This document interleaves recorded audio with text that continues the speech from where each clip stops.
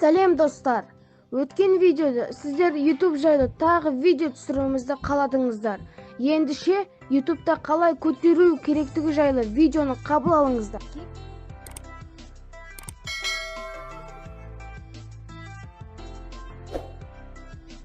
Кез келген арна аздап болсын көтерілу үшін мына заттарды міндетті түрде жасау керек. Видеоны уақытымен шығару керек. Тым жиі емес, тым баяу емес. Орынды видео шығару керек. Интро немесе ура 100 жазушы деген видеолар мүлдем керек емес. Жазушылармен сөйлесу керек. Видео салып қойып, комментарийлерде игнор жасауға болмайды. Осы айтып кеткендерді жасаңыздар. Арнаңыз баяу болса да дами бастайды. Бірақ бұл жоғарғыға жылдам көтерілу үшін жеткіліксіз. Өткен видеода біз үлкен арналардан пиар немесе комментарийлерде спам жасауға болатын айттық. Бұл мүлдем ұялатын зат емес.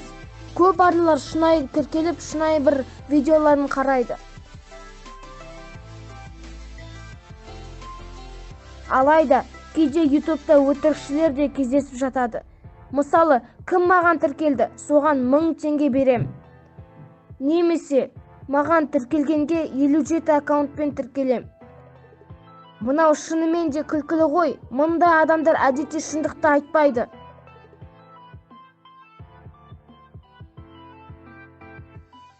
Ал шынайы тіркеліп, жақсы видео шығаратындардың бірі Керемет Дасик деген бала. Біздің арнамызға жазылғаннан бері видео түннің ортасында шыққанына қарамастан алғашқы болып қарайды. Өтірік айтпайды. Тағы да Аток KZ деген арна бар. Жақында ғана 1000 деген белесті артта қалдырды. Соған қарамастан ол да біздің видеомызды көреді. Алдап шығып кетпейді. Адал бала. Сосын тағы Бағы KZ, Рико KZ, Пако Шоу және тағы басқа арналар бар. Жалпы осы видеоның астында комментарий жазған кез келген ютубер өтірік айтпай арнаға жазылады деген сөз.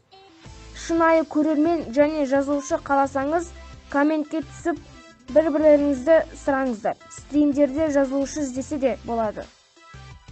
Міне, осылай көрермендерді жинауға болады. Сосын пиарды басқа жерден де алуға болады. Мысалы, біз жақында ғана ВК-дағы группадан кішігірім жарнама алдық. Бұл да арнаның көтерілуіне көмек болды. Қосымша, достар, барлығы бір Алланың қалауымен болатын ұмытпайық. Сондықтан Арман Қуанышбаев ағамыздың осы уағызын бұл видеодан кейін тыңдаңыз. Сілтемесі бейненің астында болады. Міне, осы видеода айтылған кеңестердің арқасында біз 280 жазушыдан астық. Видеоның көмегі болса, лайк басып, пікіріңізді қалдырып кетіңіздер. Сіздермен болған Ақиқат арнасы. Қош сау болыңыздар.